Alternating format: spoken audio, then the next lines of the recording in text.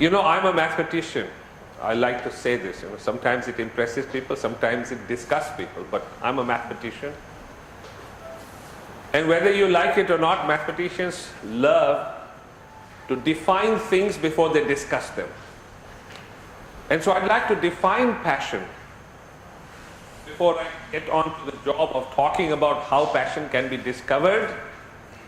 And when mathematicians define something, then they also illustrate with examples. And when you combine the two, then quite often, in fact very often, clarity emerges. You begin to get an idea of what we are trying to grope with, what we are trying to discover, what we are trying to talk about. And so, it's best that we come to grips with the meaning of passion. And the common understanding of passion has, I think, two levels. A base level, which in terms of what ancient Indian philosophy calls a tamasic level. If you look at the graph of a person's inner feelings, beliefs, convictions, actions, combine everything into a single graph, then this base passion that I talk about occurs like a jump and subsides again, and doesn't lead to anything that ennobles or enables. It's not something that is at a higher, noble, sustained level. On the other hand, there's this other kind of passion. Again, I use a term from ancient Indian philosophy, sattvic passion, the higher passion. And the term passion can actually be translated into something else. And I would like to use the term antardhvani, the inner drum beat. And drum beats can be very powerful. And if you can have a drum beat that stays with you for a significant part of your life, then it drives you and you march in the real world in harmony with that drum beat, and that's when you're truly discovering your passion. So let me illustrate very quickly from a very personal viewpoint, and you must forgive me for that, but I saw some objects here, a guitar, a tennis racket, and a football. Two of these things I was passionate about when I was a child. I never played tennis, but I loved to play the guitar, and I wrecked two guitars. Expensive things for my childhood. You can see I wasn't very good at it. I sort of felt passionate about it for a while, and then I realized it's not really giving me what I thought it would give me. I loved football, and I was reasonably good at it. But then I realized I loved cricket as much. I loved basketball as much.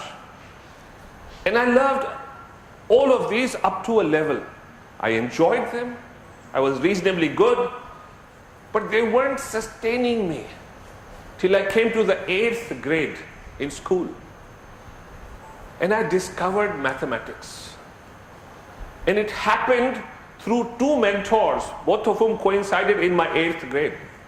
One, my elder brother, who showed me the beauty of Euclidean geometry. Until you really come to grips with a subject like Euclidean geometry, you will never know what I talk about in terms of beauty. And I discovered my calling in life. And I don't care whether I'm a great mathematician or a poor mathematician. It doesn't matter to me. The important thing is that I like mathematics. It drives me. It drives my inner core. That is the drum beat to which I hark and try and march in the real world. And that is something I will remain passionate about. And I believe and I hope at the sattvic level, at the higher level, it sort of makes my soul resonate, maybe become purer. And I wouldn't know what my soul is. I cannot define that. But the voice, the conscience that emanates from whatever source, that source is your soul. Think of it like that. But let me get back to great and deep examples. And then I believe I will have made my point very clearly, very precisely. Mahatma Gandhi, at a very early stage in his life, began to resonate with the concept of truth. It's hard to say how he discovered it, but there is always an external stimulus, something that goes inside, it penetrates to the core of your being, the soul, and the soul opens up, and you begin to listen to a drumbeat within. And then when you try and start marching in harmony with that drumbeat, you begin to discover your passion. And Gandhi, at a very early age, saw the play Satyavadi Raja Harishchandra. And the adherence to truth that Harishchandra displayed, in spite of the great difficulties that he faced, the calamities that he faced in his life, had a huge impact on Mahatma Gandhi at a very early age. He resolved to be like that, to adhere to the truth no matter what the cost. Gandhi began to do that very early in school. When an inspector of schools visits his classroom, I think he's in the 8th grade, 9th grade, something like that, and asks the whole class to spell this word of the English language, and I don't even remember what the word was. Gandhi couldn't spell it. And Gandhi's teacher was afraid that the class and the teacher will get a lower grade, a lower assessment in the eyes of that inspector. So the teacher encourages Gandhi to cheat, to look into the neighbor's notebook and copy the spelling. And at that age, all of us are so much in awe of our teachers. We try to please them. And when they tell us to do something, we believe it's the right thing to do because we look up to our teachers. But Gandhi refused. That adherence to truth had begun to resonate in his life. But what exactly is the truth? That which you believe in, and that which you then get hold of, and allow it to, in many ways, sort of suffuse your entire body, your soul, your thought processes with that. That is going to be your passion. And so Gandhi goes on to this long journey in life. And you can see at every stage, he's trying to be better and better with the truth. But here's an incident that happens, and that's when he really discovers the final meaning of his life. He is on this train journey from Johannesburg to Durban. And his friend Polak gives him this book, Ruskins Unto This Last. And he tells Gandhi, you may enjoy reading this book on the journey. And Gandhi records in his own words that he opened the book to read when the journey began. And when the journey ended, he had finished about the same time reading the book. And he had discovered the meaning of his life. He said, I understood. When I disembarked from the train, I was a changed man. He saw nothing but a clear path for the rest of his life. He had discovered his passion. The rest of his life is nothing but the story of adhering to this passion, no matter what the cost. At the cost of his family, at the cost of his personal well-being, he adheres to the truth.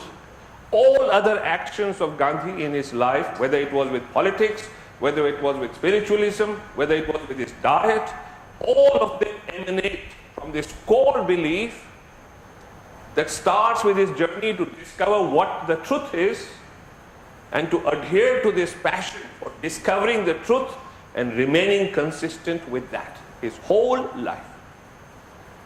And so he became Mahatma Gandhi because he adhered to it no matter what the price, no matter what the cost. If you look at the life of Michael Faraday, in his time, the greatest scientist of the world and one of the greatest scientists of all times. He had no formal education. His mother took him out of school in the 2nd grade. Came from a poor family. At age 14, he gets apprenticed to a bookbinder's shop. I'm reminded of Kabir, who said, Jako rakhe saiya mar sake na koi. Somewhere these coincidences also happen in very meaningful ways. Since he needed to earn to be independent of his parents who didn't have money to support him, he had to be apprenticed. He could have gone to a blacksmith. He could have gone to somebody else. But he's taken by his father to a bookbinder. What good fortune! So this man teaches himself to read, write, he's self-taught largely, and he starts looking at all the books that come to the bookbinder. There is this curiosity, there is this external stimulus. That is necessary, otherwise people will not discover their passion. I cannot believe they will. And during the course of this business of looking with curiosity at all the books, he began to resonate with the books on science. That began to allow him to reach within and discover his inner drumbeat. And then he began to journey into the world of science, and he became a scientist, the greatest scientist of his time. A man who had no formal education. He had discovered his passion, and then, no matter what the cost, he adhered to it. If you think his journey was smooth, not in the least. He went to be an assistant, a lab assistant in the lab of Sir Humphrey Davy. Sir Humphrey and his wife did not treat him well, since he did not come from the nobility, he didn't come from the upper classes. He was humiliated time and again. But Michael Faraday did not give up his adherence to science, to the journey of discovering things in science, because that was his passion, no matter what the cost, no matter what the price. You have to adhere to that. That single-minded devotion to that which you believe in will allow you to discover your passion. Kabir says it so well, Sahib mera ek hai, dujha kaha na jaye. Dujha sahib jo kahun, sahib khada rasa. You have to pick your master, that which you believe in, that is your guiding light. And as Waldo Emerson said, then hitch your wagon to that star and follow it. It's your guiding light, it's your guiding star. It will take you through your journey in life. If you look at other people, other people's lives, if you look at the life of Srinivas Ramanujan,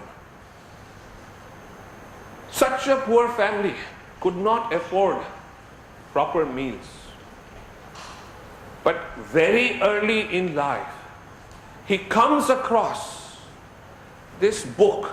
In today's parlance, it is what we call here in Delhi a mug book, a book meant for clearing entrance examinations, competitive examinations. It is not a great book of knowledge in mathematics. It is just a collection of mathematical formulae and statements of theorems. In the most concise way, with no inspiring thoughts, nothing. But that strikes a chord inside Srinivas Ramanujan. And no matter what the cost, Ramanujan now adheres to mathematics. He goes through this book, makes it his master, Sahib mera ek hai. And he adheres to it with such devotion that he begins to evolve. His soul, his passion comes out, and he marches in the real world in complete harmony with this passion. And when I said such a thing ennobles you, it makes you a nobler person, and you should never do it just to pretend and be called by the world a noble person.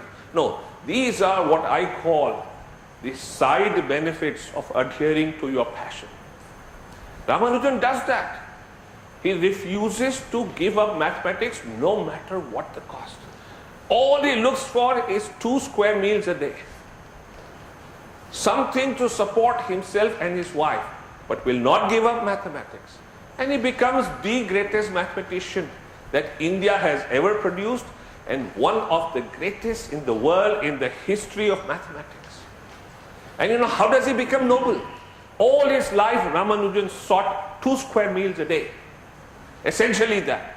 Eventually, when the world recognizes him as a genius, the British government sanctions a magnificent salary for Ramanujan. At that point in time, Ramanujan knew that he is not going to live for more than a year. He had an idea, an inkling, an intuitive feeling. He was seriously ill. His parents were poor and completely dependent on him. His wife was dependent on him. Yet this great son of India writes to the government and says this money may be put aside and given to talented and needy students. That's what I call being ennobled by pursuing your passion, knowing that his wife will be penniless after he is gone, yet he gives that money away. That's what I call discovering your passion. Anybody's life, you look at anybody you admire who have done well in life, have sustained themselves through the pursuit of that which they believe in, and you will find some external stimulus, some mentor who guides them, provides a pathway, but the essential effort is theirs, and they stick and adhere to that pursuit, no matter what the cost, as Bhagat Singh did, or as the great French mathematician Évariste Galois did, who died at the age of 21 in a pistol duel, but had pursued, in spite of other distractions, mathematics, and he solved the greatest problem of the century in mathematics when he was just 16 years of age. He knew next morning he's going to die in the pistol duel. So he sits up the whole night, not worried about the duel, not worried, knowing he will die, not trying to prepare, not trying to escape. And he writes his entire theory in a letter to his friend. Entire discovery. One of the greatest letters in the history of science. And he will be immortal because he pursued that passion, he discovered it and remained true to it. He didn't try to prepare for the duel. He wanted to make sure that mathematics is served. That's what I call discovering and serving passion. I believe I have made my point, tried, as I told you at the beginning, to illustrate with examples. Maybe that's the best way to go about it. Thank you very much.